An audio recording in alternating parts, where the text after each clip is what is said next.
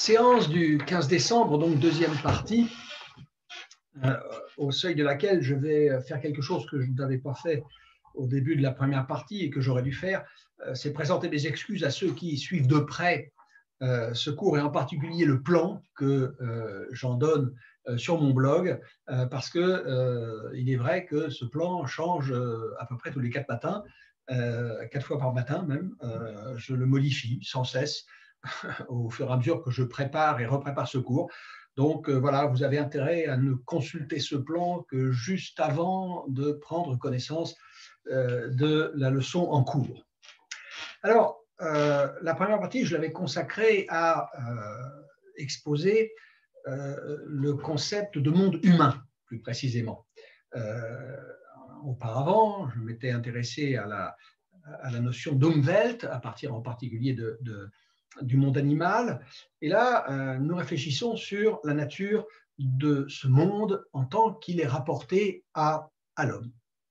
Et ceci va nous conduire à quelques réflexions sur le rapport qu'entretiennent ces deux réalités que sont d'une part la terre et d'autre part le ciel. Donc j'intitule ce point 3.4.6 terre et ciel, purement et simplement. Lorsque von Uexküll parle du monde pour tout vivant comme, alors je le cite, ouvrez les guillemets, comme d'un réseau qui porte son existence. Un réseau qui porte l'existence, donc, de tout vivant. C'est ainsi que von Uexküll définissait le monde. Et dans cette façon de le définir, un réseau qui porte son existence, eh bien, il faut faire attention à ce que signifie le verbe porter, qui est à prendre au sens tout à fait propre du mot. Qui porte, c'est-à-dire qui constitue le socle, le sol de cette existence. Et c'est en ce sens que Husserl va reprendre la même idée dans un texte bref, mais dont il faut reconnaître que le niveau philosophique est assez élevé, ce qui le rend un peu difficile, et surtout un texte dont le titre a des allures de provocation. C'est plus qu'un paradoxe que d'intituler les quelques pages qu'il va publier de cette façon. Je cite ce titre, « La terre ne se meut pas ». Voilà, la terre ne se meut pas.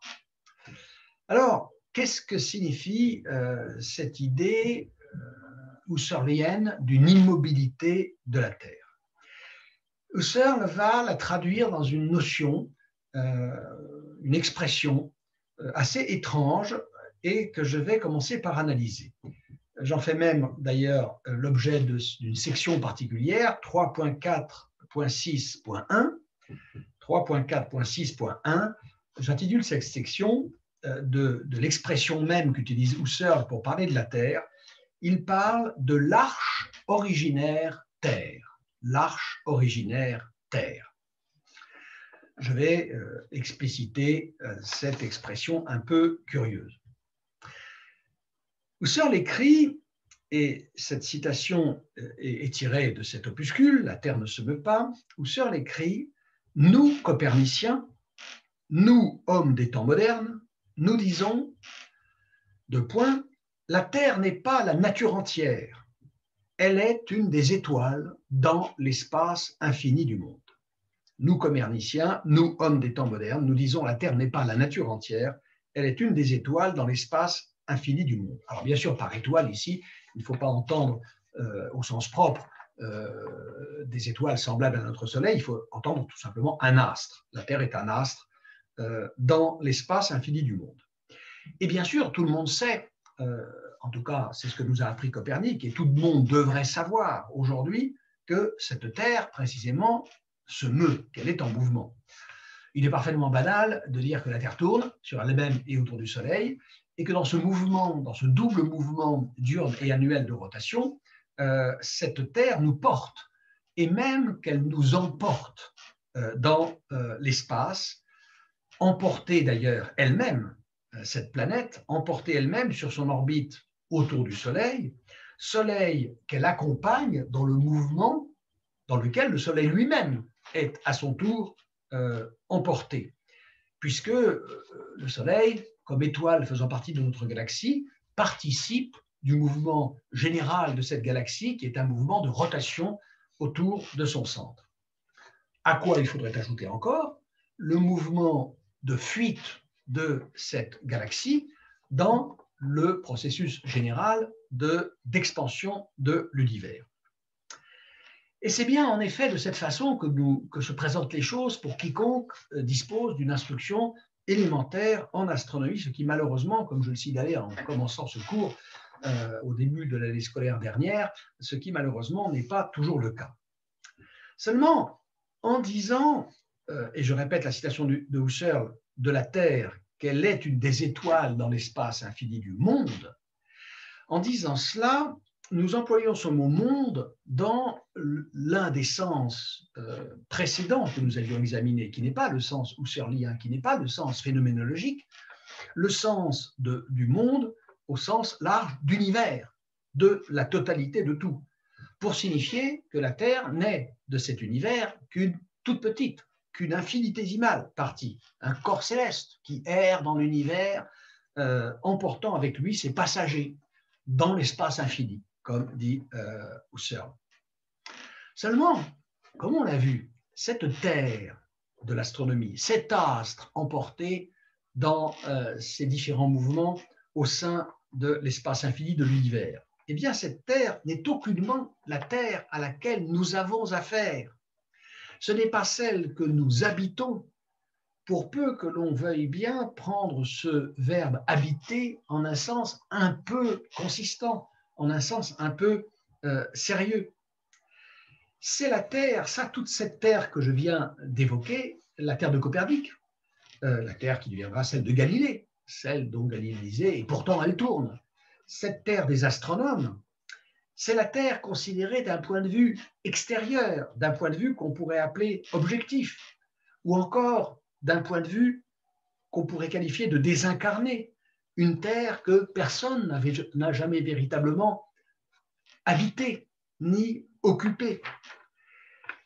Le point de vue auquel nous nous plaçons quand nous parlons de cette Terre astronomique, nous, coperniciens, est une espèce de point de vue absolu, ce qui est une contradiction dans les termes, car le point de vue est par définition relatif, c'est le point de vue de quelqu'un qui est quelque part et qui voit les choses du point d'où il les contemple. Cette Terre considérée du point de vue de l'absolu, cette Terre désincarnée, cette Terre objective, c'est la Terre dont nous avons appris l'identité astronomique à l'école, ou avec laquelle nous nous sommes familiarisés en fréquentant par exemple tel musée, le Palais de la Découverte, ou la Cité des Sciences, ou la Cité de l'Espace. Et c'est cette Terre dont nous savons bien qu'elle est en un sens la vraie, la véritable Terre. C'est celle, par exemple, que nous avons pu contempler sur les images qui sont prises lors des voyages spatiaux. Ces images que nous ont montrées maintenant de façon parfaitement banale, c'est devenu tout à fait commun, ces images de la Terre avec lesquelles on a fait de très beaux reportages et de magnifiques albums, cette Terre vue comme on dit, de l'espace. Mais lorsque nous contemplons la Terre de cette façon, du dehors, objectivement, eh bien nous oublions que c'est toujours les pieds sur terre que nous le faisons, ou plus souvent confortablement installés dans notre fauteuil. Nous regardons ces images qui ont été prises par des humains qui sont nés sur la Terre, qui s'en sont échappés pour un temps plus ou moins long et qui devront bien, sur cette Terre, retourner. Et comme le dit Husserl en parlant des étoiles, je le cite, « Pour pouvoir en faire l'expérience, pour les appréhender indirectement en tant que corps, je dois déjà être pour moi, homme sur la terre, en tant que mon sol souche. » Sol souche, c'est une expression que je vais longuement, dans ce qui suit, expliciter, mais dont nous comprenons déjà qu'elle ne renvoie pas du tout au même objet que cette Terre astronomique, sphérique, en mouvement, sur elle-même et autour du Soleil dans l'espace. Cette expression de sol souche, elle dénote l'idée d'un enracinement.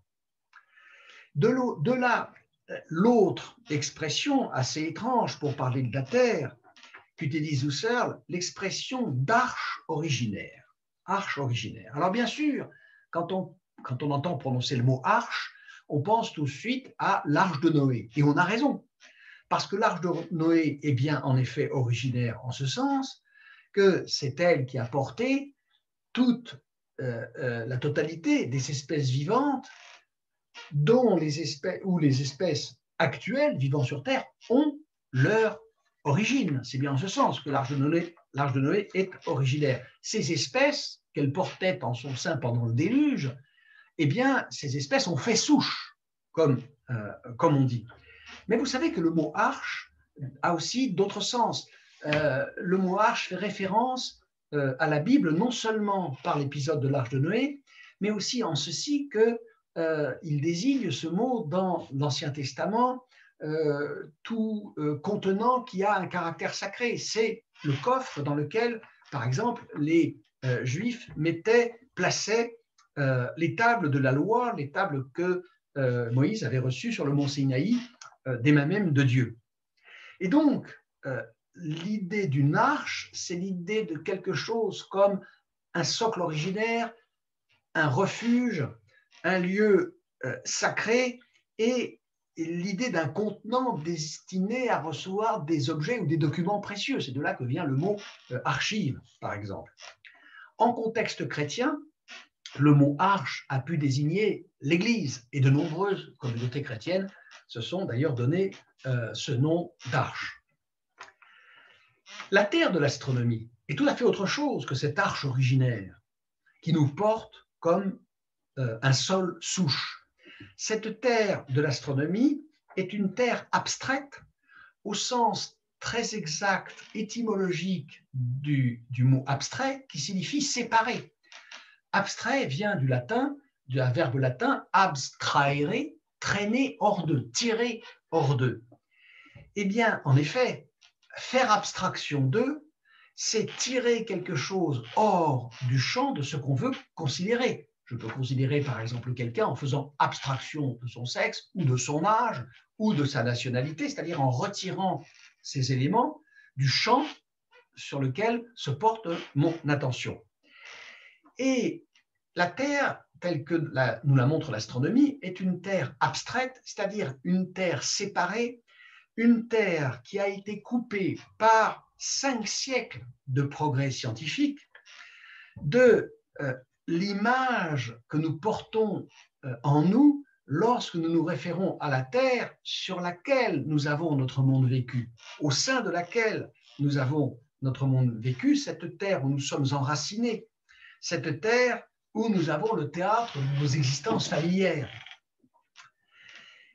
Et donc, si la Terre, comme corps céleste, comme planète, transporte avec elle dans les espaces infinis de l'univers ou du cosmos, comme on aime le dire, l'espèce biologique qui est apparue sur cette planète il y a maintenant quelques centaines de milliers d'années, eh bien, si la Terre est bien cela, c'est d'une toute autre façon que nous porte ce sol originaire, ce sol souche dont nous parle Husserl lorsqu'il évoque cette notion de monde qui lui est propre. Je dirais qu'en tant que nous sommes portés par cette terre astronomique, nous pouvons être dits terriens. Nous sommes terriens. Mais, en revanche, considérés comme un sol souche, comme sol de notre vie vécue, ce sol que nous cultivons, ce sol dont nous tirons nos ressources, ce sol qui nous nourrit, ce sol sur lequel nous marchons, sur lequel nous vaquons à nos affaires, nous nous promenons, ce sol dans lequel, par exemple, bien que ce soit de moins en moins souvent, on nous enterre, eh bien alors, je dirais que dans ce cas-là, de cette terre-là, nous ne sommes pas terriens, nous sommes plutôt terrestres. Nous sommes terrestres. Et donc, la terre majuscule, cette terre qui s'écrit avec une majuscule comme tout nom propre, elle fait de nous des êtres terriens. La terre minuscule, cette terre que nous cultivons, ou cette terre que nous habitons réellement, eh bien, elle nous fait terrestres. Et j'ajouterais ceci, que lorsque, par exemple, allant et venant sur cette terre, je ne sais pas, je fais mon marché, par exemple, lorsque je fais mon marché, lorsque je prépare mes cours, lorsque j'écoute un opéra de Rossini, par exemple, ou bien lorsque je fais l'amour, eh bien, je dirais que la Terre pourrait aussi bien être plate et non pas sphérique comme nous l'apprend l'astronomie. Elle pourrait être immobile, que ça ne changerait absolument rien. Et plate et immobile, c'est bien ce qu'est la Terre. Lorsque nous portons sur elle notre regard, en tant qu'elle est la Terre que nous habitons. Et donc, la science peut bien nous répéter autant qu'elle voudra que ce monde vécu, ce monde qui nous fait voir la Terre plate, qui nous la fait voir immobile, qui nous la fait voir centrale, puisque tous les matins, nous voyons le soleil se lever, décrire une courbe et en faire le tour, puisque la nuit, nous voyons toutes ces étoiles tourner autour de nous. Eh bien, la science peut bien nous répéter que ce monde vécu est un monde illusoire, précisément parce qu'il est vécu, et non pas un monde connu, c'est-à-dire un monde ramené aux schémas, aux structures mathématiques qui sont celles de la physique et de l'astronomie. Par exemple, ramené aux lois de Kepler et à ses ellipses, et donc à ses courbes mathématiques. La science a beau nous dire ça, et nous avons beau être parfaitement convaincus que tout cela est vrai, évidemment. Eh bien, cela ne changera rien au fait que cette terre sur laquelle nous sommes enracinés, comme en un sol souche, cette terre sur laquelle nous avons notre existence concrète, qui constitue le cadre à partir duquel s'organisent nos vies, eh bien, ce monde n'est pas le monde dont nous parle la science. Et ce constat, ou plutôt cette réflexion, parce que ce n'est pas un constat que nous faisons immédiatement et de façon spontanée, cette réflexion, elle va conduire Husserl à quelques conclusions extrêmement hardies. Je vais exposer ces conclusions dans ce qui suit immédiatement. Mais avant de les exposer, il importe extrêmement de souligner que les thèses que je vais énumérer ne doivent absolument rien à une quelconque ignorance ou faiblesse scientifique de Husserl. Husserl avait reçu une formation initiale extrêmement solide en mathématiques, en sciences en général, et en particulier en astronomie et en physique. Il maîtrisait parfaitement les connaissances de son temps. On peut considérer que Husserl, avant même d'être un philosophe, et certainement, comme je l'ai dit, l'un des plus grands philosophes du XXe siècle, sinon le plus grand peut-être, eh bien, avant d'être un philosophe, Husserl était tout simplement un savant. Alors, quelles sont ces thèses éminemment paradoxales, extraordinairement audacieuses, qu'il faut maintenant considérer? Eh bien, elles se résument, si vous voulez, elles se ramènent à cette affirmation qui fait le titre de l'opuscule que je suis en train d'évoquer. Elles se ramènent à cette affirmation, ce titre, dont je fais le point 3.4.6.2, l'arche originaire, ça s'écrit avec un trait d'union, l'arche originaire, terre, ne se meut pas. L'arche originaire, terre, ne se meut pas. Alors, première thèse, eh bien celle qu'énonce le titre, l'immobilité. L'immobilité. En se plaçant au point de vue de la science astronomique qui envisage la Terre comme un corps céleste et qui en décrit les mouvements, eh bien, justement, on occulte, on dissimule, on cache, on oublie ce statut de sol originaire, de sol souche. Parce que le sol, c'est un socle de fermeté sur lequel mon corps prend appui, sur lequel mes mouvements prennent appui, car je ne pourrais pas marcher sur un sol qui ne serait pas fixe. C'est ce sol sur lequel mon corps se dresse, sur lequel il va et vient pour agir. C'est par exemple l'assise rassurante de mon sommeil. c'est l'assise de tous mes repos. C'est un système de repères fixes qui ne sont évidemment pas tout à fait immuables, car ces repères eux-mêmes, avec le temps notamment, changent, et même ils vont changer avec les lieux, car une maison au Japon, par exemple, ne ressemble pas à une maison européenne, ou pas tout à fait, ou pas le plus souvent. Mais ce sol, c'est le lieu, ou plutôt la série de lieux, le système de lieux à partir desquels se définissent et se mesurent mes déplacements, mais aussi mes appartenances. Ce sol souche, c'est un territoire, éventuellement même, c'est ce qu'on appelle un terroir. Et donc un sol qui se déroulerait sous moi, qui bougerait sous moi, c'est un sol qui, à chaque instant, ne cesserait de me trahir, finalement. Ce sol, c'est la terre nourricière, comme je l'avais dit. C'est le principe de toute fécondité. C'est le principe de toute vie. Et c'est ça que veut dire monde vécu. Et c'est ce que veut dire aussi le mot souche, qui dénote deux idées. Il y a deux idées dans le mot souche. La première idée, c'est celle de l'origine, faire souche. C'est l'idée de source. C'est aussi l'idée d'immobilité. Vous savez ce que ça veut dire, demeurer là, immobile, comme une souche. L'idée de stabilité. Deuxième idée à laquelle renvoie cette expression d'arche originaire, l'idée de centralité. L'idée de centralité. Parce que pas plus que Copernic n'a mis notre Terre vécue en mouvement, il n'a pu l'éjecter de sa position centrale. Pourquoi cela? Parce qu'il n'y a d'expérience vécue, il n'y a de monde vécu que relativement et sous la dépendance d'une subjectivité, d'un sujet, c'est-à-dire d'une conscience, ou comme nous l'avions dit, d'un ego. Cet ego constitue, et il faut prendre le mot constituer au sens le plus fort, cet ego, il constitue l'expérience humaine et donc il constitue le cadre de cette expérience, il constitue le monde vécu.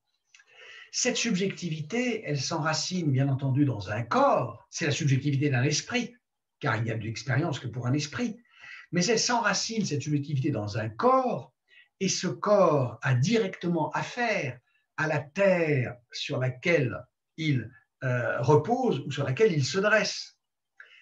Et donc, la terre, en tant que sol originaire, sol souche, demeure le foyer central, le foyer d'où émanent et à partir duquel se dirigent toutes nos expériences humaines. Et donc, nous avons vu que la Terre de notre science astronomique,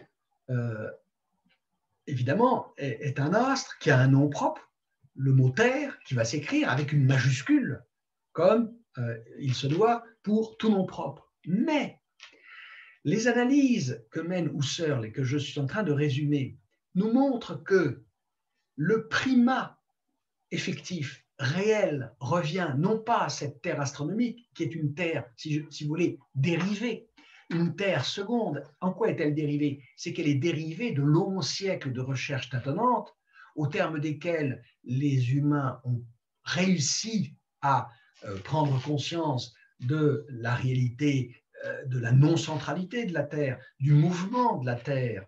Mais la Terre première, la Terre initiale, la Terre originaire, l'arche originaire, c'est bien cette terre immobile, c'est à elle que revient le primat, et en un sens, c'est plutôt à celle-là qu'il faudrait coller une majuscule.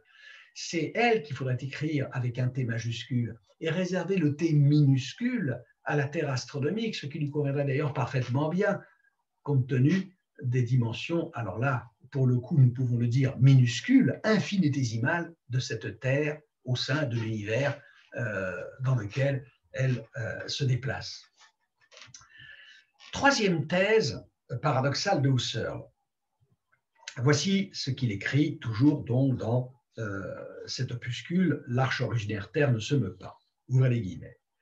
La Terre est un tout dont les parties, en tant que fragmentées et fragmentables, sont des corps.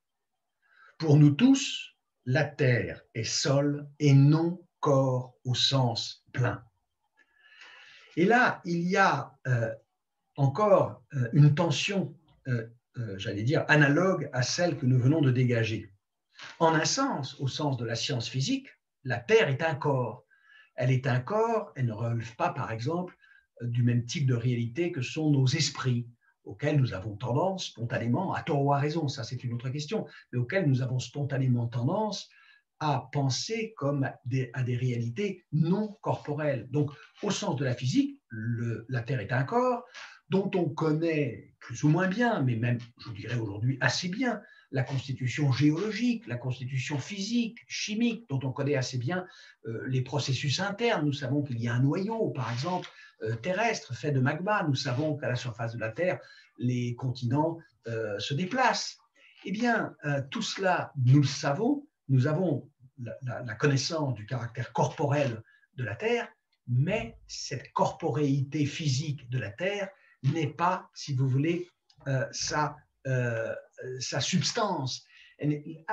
La Terre vécue, la Terre de notre monde vécu, elle n'a pas à se voir attribuer de caractéristiques physico-chimiques renvoyant au type de corps simple, au sens où on parle de corps simple en chimie, dont elle est constituée. Dans ce livre que j'ai déjà évoqué, La crise des sciences européennes et la phénoménologie transcendantale, au paragraphe 2, on lit ceci. La simple science des corps, entendez la physique et la chimie, la simple science des corps n'a manifestement rien à nous dire puisqu'elle fait abstraction de tout ce qui est subjectif. Et en effet, les corps de la physique et la chimie, ce sont les corps envisagés au point de vue objectif, de ce point de vue que j'appelais précédemment absolu.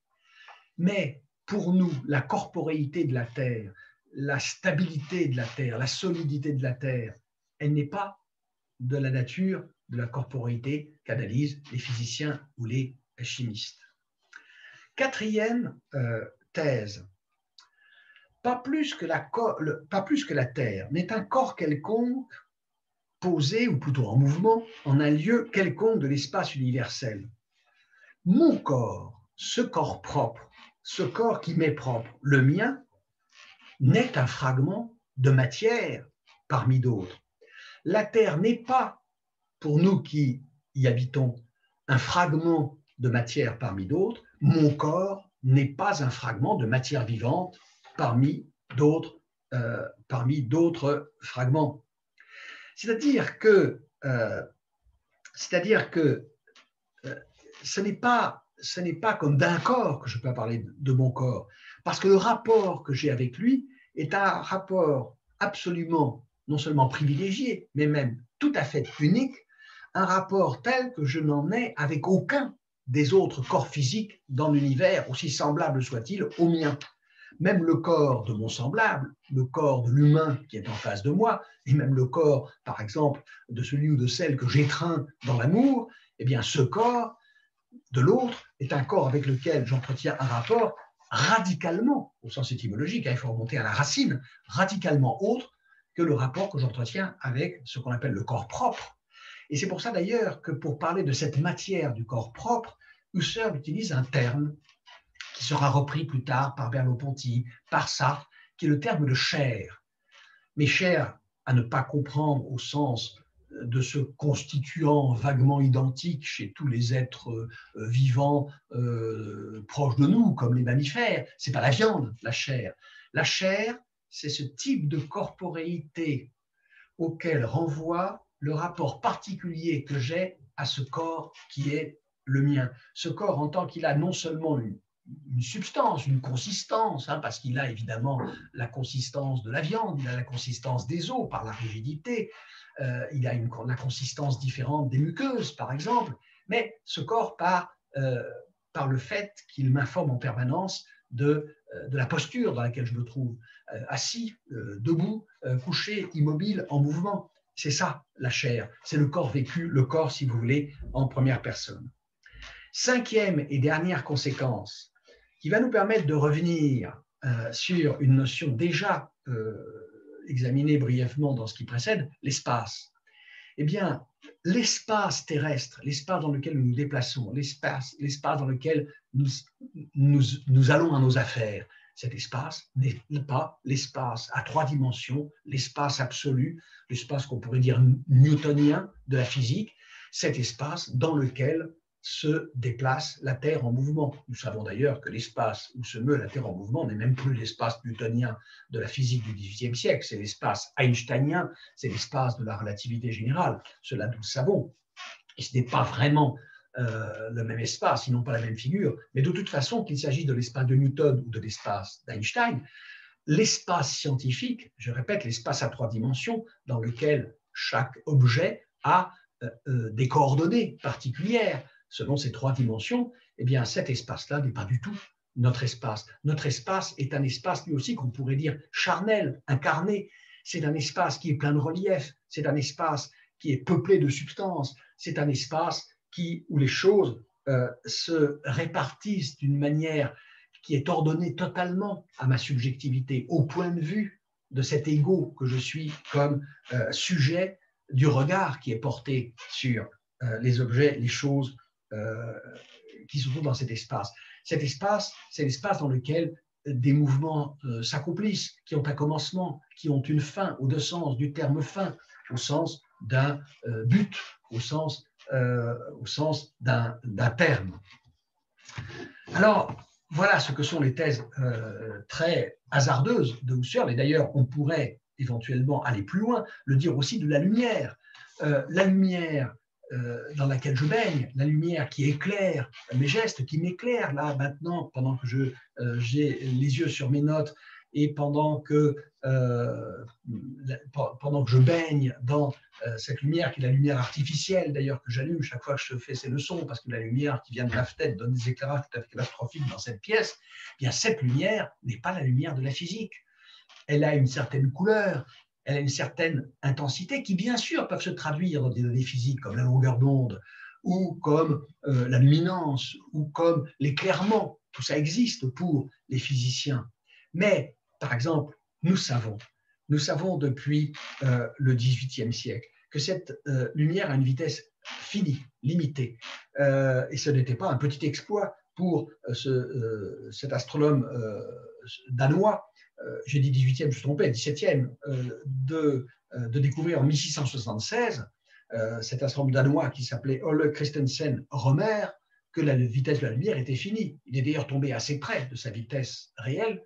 Il avait dit 220 000 km par seconde, ce qui n'était pas mal. Nous savons, nous, depuis le XXe siècle, que c'est 300 000 km par seconde, mais en réalité, la lumière, pour nous, notre lumière vécue, elle est immobile.